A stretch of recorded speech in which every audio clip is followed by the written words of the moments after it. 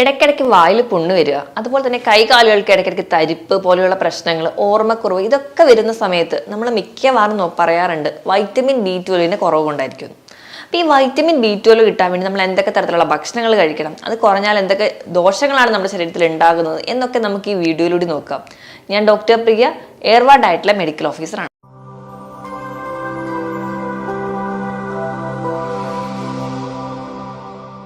ഈ വൈറ്റമിനുകൾ നമ്മുടെ ശരീരത്തിൽ ഒരുപാട് ഫങ്ഷൻസും പ്രവർത്തനങ്ങളൊക്കെ ചെയ്യുന്ന ആളാണ്. അപ്പോൾ ഈ വൈറ്റമിനിൽ ഏറ്റവും ഇമ്പോർട്ടൻ്റ് എന്ന് പറയുന്നത് വൈറ്റമിൻ ബി കോംപ്ലക്സുകളാണ്. അതിൽ വൈറ്റമിൻ B12 വളരെ ഇമ്പോർട്ടൻ്റ് ആയിട്ടുള്ള റോൾ നമ്മുടെ ശരീരത്തിൽ വഹിക്കുന്ന ഒന്നാണ്.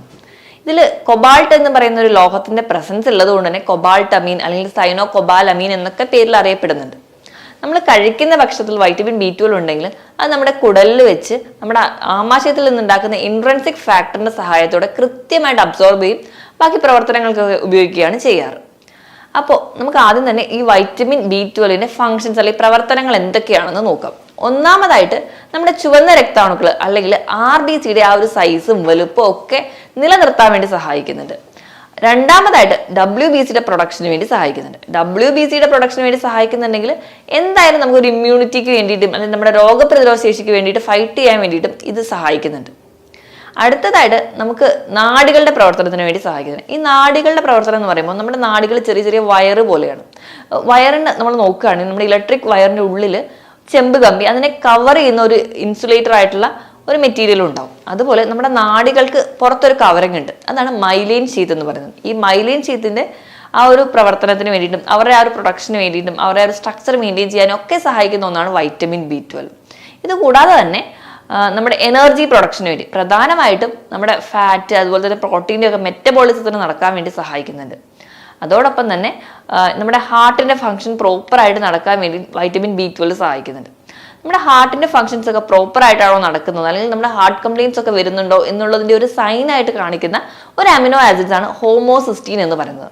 ഈ ഹോമോസിസ്റ്റീന്റെ മെറ്റബോളിസത്തിന് സഹായിക്കുന്ന ഒന്നാണ് വൈറ്റമിൻ B12. അപ്പോൾ വൈറ്റമിൻ B12 നമ്മുടെ ശരീരത്തിൽ കുറയുന്ന സമയത്ത് ഹോമോസിസ്റ്റീൻ്റെ അളവ് കൂടുകയും അത് നമുക്ക് ഹാർട്ട് കംപ്ലയിൻസും നമ്മുടെ രക്തക്കൊള്ളുകളെയൊക്കെ ബാധിക്കുന്ന തരത്തിലുള്ള രോഗത്തിലേക്ക് പോകാനും ഒരു റിസ്ക് ഫാക്ടറായിട്ട് നമ്മൾ കാണാറുമുണ്ട്. ഇതോടൊപ്പം തന്നെ നമ്മുടെ ശരീരത്തിലെ പല ഗ്രന്ഥികളുടെ പ്രധാനമായിട്ടും തൈറോയ്ഡ് ഗ്രന്ഥികളുടെയും അതുപോലെ തന്നെ അഡ്രിനൽ ഗ്രന്ഥികളുടെയൊക്കെ പ്രവർത്തനത്തിന് വേണ്ടി സഹായിക്കുന്നതും വൈറ്റമിൻ B12 ആണ്. നമ്മുടെ ആമാശയത്തിൻ്റെയും നമ്മുടെ കുടലിൻ്റെ ഒക്കെ ഒരു സംരക്ഷണത്തിന് വേണ്ടിയിട്ടും ഇപ്പൊ നമുക്ക് വായിൽ പുണ്ണ് വരാതിരിക്കാനും ഒക്കെ നമ്മളെ പ്രൊട്ടക്ട് ചെയ്യുന്ന ഒരു വൈറ്റമിനാണ് വൈറ്റമിൻ B12 എന്നുള്ളത്. ഇതിനോടൊപ്പം തന്നെ നമ്മുടെ DNA സിന്തസിസിനും അല്ലെങ്കിൽ DNA ചെറിയ ചെറിയ റിപ്പയർ ഒക്കെ നടക്കാനുണ്ടെങ്കിലും അതിനൊക്കെ സഹായിക്കുന്ന ഒരു വൈറ്റമിൻ കൂടിയാണ് വൈറ്റമിൻ B12 എന്നുള്ളത്. നമുക്ക് വേണ്ട നോർമൽ വൈറ്റമിൻ B12 ലെവൽ എന്ന് പറയുന്നത് 300 പൈക്കോഗ്രാം ആണ്, അല്ലെങ്കിൽ 0.3 മില്ലിഗ്രാം ആണ് നമുക്ക് വേണ്ടത്. അപ്പം നമ്മൾ നോർമലി വൈറ്റമിൻ B12 ഒന്ന് ടെസ്റ്റ് ചെയ്യാനോ ഒന്നും അങ്ങനെ പോകാറില്ല. പൊതുവേ ലക്ഷണങ്ങളൊക്കെ കേൾക്കുമ്പോൾ നമ്മൾ വൈറ്റമിൻ B12 കുറവാണ് അല്ലെങ്കിൽ ബി കോംപ്ലക്സ് വൈറ്റമിൻ്റെ ഒരു ഡെഫിഷ്യൻസി മൂലമാണ് എന്ന് പറഞ്ഞാണ് നമ്മൾ മിക്കവാറും എല്ലാവരും തന്നെ ട്രീറ്റ് ചെയ്യാറ്. അപ്പോൾ ഈ വൈറ്റമിൻ B12 കുറഞ്ഞാൽ നമ്മുടെ ശരീരത്തിൽ എന്തൊക്കെ ലക്ഷണങ്ങൾ കാണിക്കുമെന്ന് നോക്കാം. അപ്പോൾ ഒന്നാമതായിട്ട് പറയുകയാണെങ്കിൽ വായിൽ പുണ്ണ് ഇടയ്ക്കിടയ്ക്ക് വരിക, വിട്ട് മാറാതെ ഒരു പുണ്ണ് കഴിയുമ്പോഴത്തേക്കും അടുത്തത് വരിക, അല്ലെങ്കിൽ അത് റിക്കറൻ്റ് ആയിട്ട് നിൽക്കുക, വരുന്ന പുണ്ണ് തന്നെ ഉണങ്ങാൻ താമസിക്കുക, അങ്ങനത്തെ ഒരുപാട് പ്രശ്നങ്ങൾ. ഇപ്പോൾ വായിൽ പുണ്ണ് വന്നിട്ടുണ്ടെങ്കിൽ തന്നെ നമുക്ക് ഭക്ഷണം കഴിക്കാൻ തന്നെ ബുദ്ധിമുട്ടാണ്, അല്ലെങ്കിൽ നമുക്ക് സംസാരിക്കാൻ ബുദ്ധിമുട്ടാണ്. അപ്പം അതുകൊണ്ട് തന്നെ നമ്മൾ കേൾക്കുമ്പോൾ വായിൽ പുണ്ണ് നിസ്സാരമാണെങ്കിലും അത് ഒരുപാട് ബുദ്ധിമുട്ടുകൾ ഉണ്ടാക്കുന്ന ഒരു കണ്ടീഷനാണ്. അപ്പം ഈ വായിൽ പുണ്ണിനോടൊപ്പം തന്നെ നമ്മുടെ നാവ് നല്ല രീതിയിൽ ചുമന്ന് തിളക്കമായിട്ട് നിൽക്കുന്ന ഒരു കണ്ടീഷൻ നമ്മൾ ഗ്ലോസൈറ്റിസ് എന്ന് പറയുന്നത്. അപ്പം ഇതൊരു വൈറ്റമിൻ B12 കുറഞ്ഞുള്ള ആൾക്കാർ ഒരു റെഡ് ഫ്ലാഗ് സൈൻ ആയിട്ട് തന്നെ നമുക്ക് ഗ്ലോസൈറ്റിസിനെ പറയാൻ പറ്റും. ഇനി അടുത്തതായിട്ട് നമുക്ക് ഏറ്റവും കൂടുതലായിട്ട് കാണുന്ന ഒന്നാണ് അനീമിയ എന്നുള്ളത്. അപ്പോൾ വൈറ്റമിൻ B12 ഞാൻ തുടക്കത്തിലേ പറഞ്ഞിട്ടുണ്ടായിരുന്നു നമ്മുടെ ചുവന്ന രക്താണുക്കളുടെ ആ ഒരു ഷേപ്പ് മെയിൻറ്റെയിൻ ചെയ്യാനൊക്കെ സഹായിക്കുന്നുണ്ട്.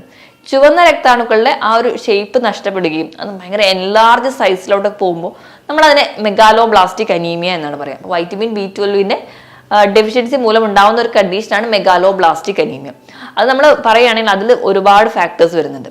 അപ്പോൾ ഈ മെഗാലോബ്ലാസ്റ്റിക് അനീമിയയിൽ തന്നെ ഏറ്റവും സ്പെസിഫിക് ആയിട്ട് പെർനീഷ്യസ് അനീമിയ എന്ന് പറയുന്ന ഒരു കണ്ടീഷന് കാരണവും ഈ വൈറ്റമിൻ B12 ഡെഫിഷ്യൻസിയാണ്. നമ്മുടെ ശരീരത്തിൽ ഇൻട്രൻസിക് ഫാക്ടർ എന്ന് പറയുന്ന ഒരു കണ്ടന്റ് നമ്മുടെ ആമാശയത്തിൽ ഉണ്ടാവുന്നതാണ് നമ്മുടെ വൈറ്റമിൻ B12 അബ്സോർപ്ഷന് സഹായിക്കുന്നത്. അപ്പോൾ ഇൻട്രൻസിക് ഫാക്ടർ കുറയുമ്പോൾ വൈറ്റമിൻ B12 കുറയുന്നു. അതുമൂലം ഉണ്ടാകുന്ന അനീമിയകളെ നമ്മൾ സ്പെസിഫിക് ആയിട്ട് പറയുന്നതാണ് പെർനീഷ്യസ് അനീമിയ. അപ്പം അങ്ങനെയും ഒരു കാരണം ഉണ്ടാവുന്നുണ്ട്. ഇനി അടുത്തതായിട്ട് ഞാൻ പറഞ്ഞതുപോലെ നാഡികളുടെ പ്രവർത്തനത്തിന് വളരെ ഇമ്പോർട്ടൻ്റ് ആണ്. ഈ നാഡികളുടെ പ്രവർത്തനം മൂലമാണ് നമ്മുടെ ബ്രെയിനിന്റെ പവർ നടക്കുന്നത്, നമ്മൾ നടക്കുന്നത്, നമ്മൾ ചിന്തിക്കുന്നത്, എല്ലാ ഫങ്ഷൻസും കൺട്രോൾ ചെയ്യുന്നത് നാഡികളാണ്. അപ്പൊ ഈ നാഡികൾ മൊത്തത്തിലൊരു ഡാമേജ് ആവുകയാണെങ്കിൽ ഒന്നാമതായിട്ട് നമുക്ക് നമ്മുടെ കോൺസെൻട്രേഷൻ നഷ്ടപ്പെടുന്നു, നമുക്ക് ഒരു കാര്യത്തിലും അറ്റൻഷൻ ഉണ്ടാവുന്നില്ല, ഓർമ്മക്കുറവ് ഉണ്ടാവുന്നു. നമ്മുടെ ഒരു ഓൾഡ് ഏജ് എത്തുന്നതിന് മുൻപ് തന്നെ നമുക്ക് പല കാര്യങ്ങളും മറന്നു പോവാം. ഒരു സാധനം വെച്ചാൽ അത് എവിടെയാണെന്ന് മറന്നു പോവുക. പല കാര്യങ്ങളും ഇപ്പൊ പഠിക്കുന്ന കുട്ടികളുടെ കേസിലൊക്കെ വൈറ്റമിൻ B12 കുറയുന്ന സമയത്ത് പഠിക്കുന്ന കാര്യങ്ങൾ പോലും അവർക്ക് പേപ്പറിൽ കറക്റ്റായിട്ട് എഴുതാൻ പറ്റാതെ വരിക, അല്ലെങ്കിൽ ക്ലാസ്സിലെ കുറച്ചുകൂടെ ബാക്കായി പോവുക, ഇങ്ങനത്തെ പ്രശ്നങ്ങളൊക്കെ കാണിക്കാറുണ്ട്. ഇനി അടുത്തായിട്ട് പറയുന്നത് ബ്രെയിൻ ഫാഗ്, അല്ലെങ്കിൽ തലയ്ക്കൊരു കനം, ഒരു മന്ദതയായിരിക്കും നമുക്ക് തോന്നുക. ഇനി നടക്കാൻ പോകുമ്പോൾ വേച്ച് പോവുക, അല്ലെങ്കിൽ നടക്കാൻ ബുദ്ധിമുട്ട് തോന്നുക, ഇതും നമുക്കൊരു സ്പൈനൽ കോഡിന്റെയോ അല്ലെങ്കിൽ സുഷുമ്ന നാഡിനെയൊക്കെ ബാധിക്കുന്ന സമയത്ത് ഉണ്ടാവുന്ന ലക്ഷണങ്ങളാണ്. ഇനി ഇതോടൊപ്പം തന്നെ കൈകാലുകൾക്കുള്ള തരിപ്പ്, പെരുപ്പ്, ഇവിടെയും നാഡികളെ ബാധിക്കുന്നത് മൂലം ഉണ്ടാവുന്നതാണ്. ഇങ്ങനെ ന്യൂറോപ്പതിയുടെ പല പല വിഭാഗങ്ങളിലായിട്ട് നമുക്ക് കാണിക്കാൻ പറ്റും. ഏതൊരു ഏരിയയിലെ മൈലിൻ ഷീത്തിനെയാണോ ബാധിച്ചത് അതിനെ ഡിപ്പെൻഡ് ചെയ്ത് നമുക്ക് സിംറ്റംസ് മാറിക്കൊണ്ടേയിരിക്കും. ഇപ്പം സ്പൈനൽ കോഡിലാണെങ്കിൽ നമുക്ക് നടക്കാൻ കട്ടിലേ നിന്നൊക്കെ എണീക്കുന്ന ആ ഒരു സമയത്ത് പെട്ടെന്ന് വേച്ച് പോവുക, അല്ലെങ്കിൽ നടക്കാൻ പോകുന്ന സമയത്ത് പെട്ടെന്ന് ബാലൻസ് തെറ്റി പോവുക, ഇങ്ങനത്തെ ലക്ഷണങ്ങളായിട്ടായിരിക്കും പ്രസന്റ് ചെയ്യുക. അപ്പൊ ഈ പറഞ്ഞ കാര്യങ്ങളൊക്കെ നമുക്ക് വൈറ്റമിൻ B12 കുറയുമ്പോൾ ഉണ്ടാവുന്നതാണ്. ഇനി ഇത് കൂടാതെ തന്നെ നമ്മുടെ ഹാർട്ടിന്റെ ഫംഗ്ഷൻസിന് ഇമ്പോർട്ടൻ്റ് ആണെന്ന് പറഞ്ഞു. അപ്പോൾ വൈറ്റമിൻ B12 കുറയുന്ന സമയത്ത് നമ്മുടെ ശരീരത്തിൽ അമിനോ ആസിഡ്സ് ആയിട്ടുള്ള ഹോമിസിസ്റ്റീൻ എന്ന് പറയുന്ന ഒരു കണ്ടന്റ്, മെത്തിയോണിൻ എന്ന് പറയുന്ന ഒരു അമിനോ ആസിഡ് ഡൈജസ്റ്റ് ചെയ്തിട്ടുണ്ടാവുന്ന ഒരു കണ്ടന്റ് ആണ്. അപ്പൊ നോർമലി അതിന്റെ ലെവൽ നമ്മുടെ കുറവായിരിക്കും നമ്മുടെ ശരീരത്തിൽ. വൈറ്റമിൻ B12 കുറയുന്ന സമയത്ത് ഇതിന്റെ ലെവൽ അങ്ങ് കൂടാൻ തുടങ്ങും. ഈ ഹോമോസിസ്റ്റീന്റെ ലെവൽ കൂടുന്ന സമയത്ത് നമുക്ക് നമ്മുടെ രക്തക്കൊഴലുകളും നമ്മുടെ ബ്ലഡ് വെസൽസിനും ഒക്കെ ഡാമേജ് ഉണ്ടാവാൻ തുടങ്ങും. നമുക്ക് അതിറോസ്ക്ലീറോസിസ്, അല്ലെങ്കിൽ നമ്മുടെ രക്തം കട്ട പിടിക്കുന്ന അവസ്ഥകളും ഒക്കെ ആയിട്ട് മാറും. അത് നമ്മുടെ ഹാർട്ടിന്റെ ഫംഗ്ഷനെ ബാധിക്കുന്നുണ്ട്. അപ്പോൾ വൈറ്റമിൻ B12 എന്ന് പറയുമ്പോൾ നിസ്സാരമായി കാണുന്ന ഒരു വൈറ്റമിൻ ആണെങ്കിലും നമ്മുടെ ഹാർട്ടിന്റെ ഫംഗ്ഷൻ വരെ കൺട്രോൾ ചെയ്യുന്ന ഒരു വൈറ്റമിനാണ് വൈറ്റമിൻ B12 എന്നുള്ളത്. ഈ പറഞ്ഞ ലക്ഷണത്തോടൊപ്പം തന്നെ ഈ പെരിഫറൽ ന്യൂറോപ്പതിയോട് കൂടെ തന്നെ ഒപ്റ്റിക് ന്യൂറോപ്പതി, നമ്മുടെ കണ്ണിന്റെ കാഴ്ച മങ്ങുക, അല്ലെങ്കിൽ നമുക്ക് ഇപ്പൊ അനീമിയ, നേരത്തെ പറഞ്ഞ പോലെ മെഗാലോബ്ലാസ്റ്റിക് അനീമിയ അല്ലെങ്കിൽ പെർനീഷ്യസ് അനീമിയ ഒക്കെ പ്രസന്റ് ചെയ്യുന്നുണ്ട്. അനീമിയയുടെ ലക്ഷണങ്ങളായിട്ടുള്ള ഭയങ്കരമായുള്ള ക്ഷീണം, തലയ്ക്കൊരു കനം പോലെ, തലവേദന, ചെവിയിലൊരു മൂളല്, മരവിപ്പ് പോലെയുള്ള ലക്ഷണങ്ങൾ കാണിക്കാറുണ്ട്. ഭയങ്കരമായ വിളർച്ചയുടെ ലക്ഷണങ്ങൾ നമ്മൾ കാണാറുണ്ട്.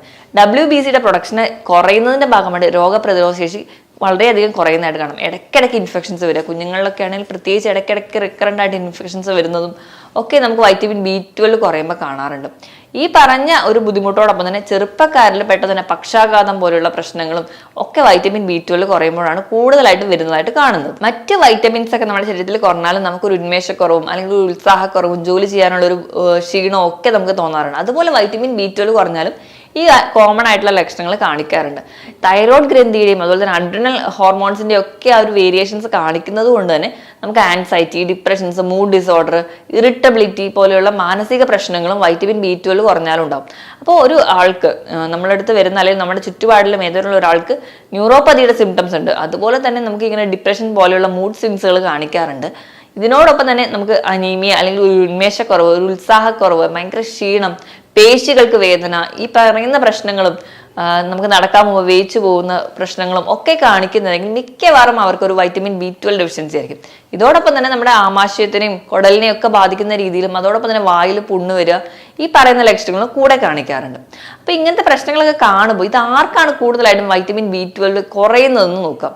ഈ വൈറ്റമിൻ B12 എന്ന് പറയുന്ന ഒരു വൈറ്റമിൻ കുറയാൻ ഏറ്റവും ഇമ്പോർട്ടൻറ്റ് കാരണം എന്ന് പറഞ്ഞാൽ നമ്മൾ ഒന്നാമത് പ്യുവർ വെജിറ്റേറിയൻസ് ആണെങ്കിൽ കൂടുതലും ഈ വൈറ്റമിൻ B12 അടങ്ങിയ ഭക്ഷണങ്ങൾ നമ്മൾ മാംസത്തിലാണ് ഉള്ളത്. അപ്പോൾ നമ്മൾ വൈറ്റമിൻ B12 കുറയാൻ ഒരു കാരണം എന്ന് പറഞ്ഞാൽ നമ്മൾ കംപ്ലീറ്റ്ലി വെജിറ്റേറിയൻ ആണെങ്കിൽ, ഒട്ടും നോൺ വെജ് കഴിക്കാത്ത ഒരാളാണെങ്കിൽ അവർക്ക് കുറയാൻ ചാൻസ് ഉണ്ട്. 75 വയസ്സിന് മുകളിലെത്തിയ ആൾക്കാർക്ക് സ്വാഭാവികമായിട്ട് വൈറ്റമിൻ B12 ഡെഫിഷ്യൻസി കാണിക്കാറുണ്ട്. ഇത് കൂടാതെ തന്നെ വൈറ്റമിൻ B12 അബ്സോർബ് ചെയ്യണമെങ്കിൽ നമ്മുടെ കുടലിലെ ഇൻട്രൻസിക് ഫാക്ടർ എന്ന് പറയുന്ന ഒരു കണ്ടന്റ് വേണം. അപ്പൊ നമ്മുടെ കുടലുമായി ബന്ധപ്പെട്ട എന്തെങ്കിലും രോഗങ്ങൾ, കോൺസ് ഡിസീസ്, സീലിയാക് ഡിസീസ്, അല്ലെങ്കിൽ ഇപ്പൊ എന്തെങ്കിലും സർജറി ഒക്കെ കുടലിന് ചെയ്ത ആൾക്കാരാണെങ്കിൽ ഇവർക്കൊക്കെ ഒരു വൈറ്റമിൻ B12 ഡെഫിഷ്യൻസി കാണിക്കാറുണ്ട്. ഈ പറഞ്ഞ കൂട്ടുകാരോടൊപ്പം തന്നെ അധികമായിട്ട് മദ്യപാനം ശീലമുള്ള ആൾക്കാർ, കണ്ടിന്യൂസ് ആയിട്ട് ഓറൽ കോൺട്രാസെപ്റ്റീവ് പിൽസ് കഴിക്കുന്ന ആൾക്കാർ, അതുപോലെ തന്നെ ആവശ്യമില്ലാതെ മരുന്ന് കഴിക്കുന്ന ആൾക്കാർ, ഡോക്ടറെ പ്രിസ്ക്രിപ്ഷൻ ഒന്നും കൂടാതെ മരുന്ന് കഴിക്കുന്ന ആൾക്കാർക്ക് നമ്മുടെ ആമാശയത്തിൽ കൃത്യമായിട്ടൊരു ബാക്ടീരിയകളൊന്നും ഇല്ലെങ്കിൽ, അല്ലെങ്കിൽ നമുക്ക് ഗുണകരമായിട്ടുള്ള ബാക്ടീരിയകളൊക്കെ നശിച്ചു പോകുന്നതിന്റെ ഭാഗമായിട്ട് കറക്റ്റായിട്ട് ഈ ഒരു വൈറ്റമിൻ B12 അബ്സോർപ്ഷൻ നടക്കാതെ വരികയും അങ്ങനെയും ഈ ഒരു വൈറ്റമിൻ B12 ഡെഫിഷ്യൻസി കാണിക്കാറുണ്ട്. അപ്പം എന്ത് തരത്തിലുള്ള ഭക്ഷണമാണ് കഴിക്കേണ്ടത് എന്ന് നമുക്ക് നോക്കാം. ഏറ്റവും ഇമ്പോർട്ടൻ്റ് ആയിട്ടുള്ള നോൺ വെജ് ഫുഡ് തന്നെയാണ്. ബീഫ് അല്ലെങ്കിൽ ചിക്കൻ പോലെയുള്ള പ്രോട്ടീൻസ്, മുട്ടയുടെ മഞ്ഞ, അതുപോലെ പാൽ ഉൽപ്പന്നങ്ങൾ, പനീർ, തൈര്, ചീസ്, ഇവയിലൊക്കെ B12 അടങ്ങിയിട്ടുണ്ട്. ഇലക്കറികളിലും ധാരാളമായിട്ട് വൈറ്റമിൻ B12 അടങ്ങിയിട്ടുണ്ട്. അപ്പോൾ നമ്മുടെ വൈറ്റമിൻ B12 ഡെഫിഷ്യൻസി കാണിക്കുന്ന ആൾക്കാരാണെങ്കിൽ നിർബന്ധമായിട്ടും ഈ ഒരു ഭക്ഷണങ്ങളാണ് കഴിക്കേണ്ടത്. ഇപ്പൊ കംപ്ലീറ്റ്ലി ഒരു വെജിറ്റേറിയൻ ആണെങ്കിൽ അവർ കംപ്ലീറ്റ്ലി ഈ ഒരു ഭക്ഷണങ്ങളൊന്നും കഴിക്കുന്നുണ്ടാവില്ല. അപ്പൊ അങ്ങനെയുള്ള ആൾക്കാർക്ക് വേണ്ടി ഫോർട്ടിഫൈഡ് ചെയ്തിട്ടുള്ള സിറിയൽസും പൾസസും ഒക്കെ ഉണ്ട്. ഈ വൈറ്റമിൻ B12 കണ്ടന്റ് അടങ്ങിയിട്ടുള്ള സിറിയൽസും പൾസസും ഉണ്ട്. അപ്പൊ അത് നിങ്ങൾ കഴിക്കേണ്ടതാണ്. ഇപ്പൊ അതും അല്ലെങ്കിൽ കറക്റ്റ് ആയിട്ട് ഒരു ഡോക്ടറോട് അഡ്വൈസ് പ്രകാരം തന്നെ വൈറ്റമിൻ B12 ടാബ്ലറ്റ്സുകൾ നിങ്ങൾ നിർബന്ധമായിട്ടും കഴിക്കുക. ഇല്ലെങ്കിൽ ഈ പറയുന്ന കോംപ്ലിക്കേഷൻസ് നമുക്ക് ഒരു പ്രായം എത്തുന്നതിന്റെ മുൻപ് തന്നെ വരാം.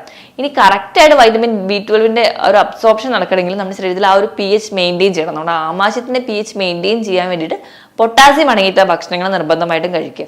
ഇതിനോടൊപ്പം തന്നെ അപ്പം പൊട്ടാസ്യം അടങ്ങിയ ഭക്ഷണങ്ങൾ എന്ന് പറയുമ്പോൾ ഉലുവ, മാതളം, കരിക്ക്, ഏത്തപ്പഴം ഇവയിലൊക്കെ പൊട്ടാസ്യം അടങ്ങിയിട്ടുണ്ട്.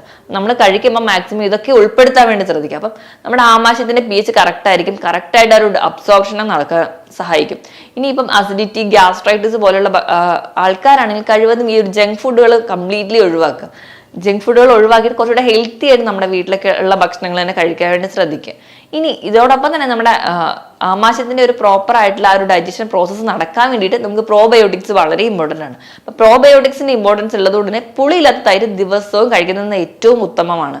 അതോടൊപ്പം തന്നെ നമുക്ക് പഴങ്കഞ്ഞി, നമ്മുടെ വീട്ടിൽ തന്നെ ഉണ്ടാക്കുന്ന നല്ലെണ്ണ കൊണ്ട് ഉപയോഗിച്ചുണ്ടാക്കുന്ന അച്ചാറുകൾ, ഉപ്പിലിട്ടുള്ള ക്യാബേജുകൾ, ക്യാരറ്റ് ഇവയൊക്കെ ഒരു പ്രോബയോട്ടിക് ആയിട്ട് ആക്ട് ചെയ്യും. ഈ പ്രോബയോട്ടിക്കിനെ സപ്പോർട്ട് ചെയ്യുന്നവരെ നമ്മൾ പ്രീബയോട്ടിക്സ് എന്നാണ് പറയാം.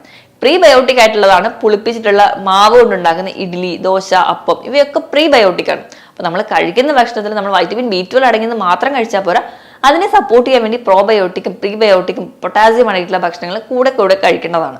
ഇങ്ങനെയൊക്കെ നമ്മുടെ ഭക്ഷണമൊക്കെ ഇത് നിയന്ത്രിക്കുകയാണെങ്കിൽ ഒരു പരിധി വരെ നമുക്ക് വൈറ്റമിൻ B12 ഡെഫിഷ്യൻസി ഓവർകം ചെയ്യാൻ പറ്റും.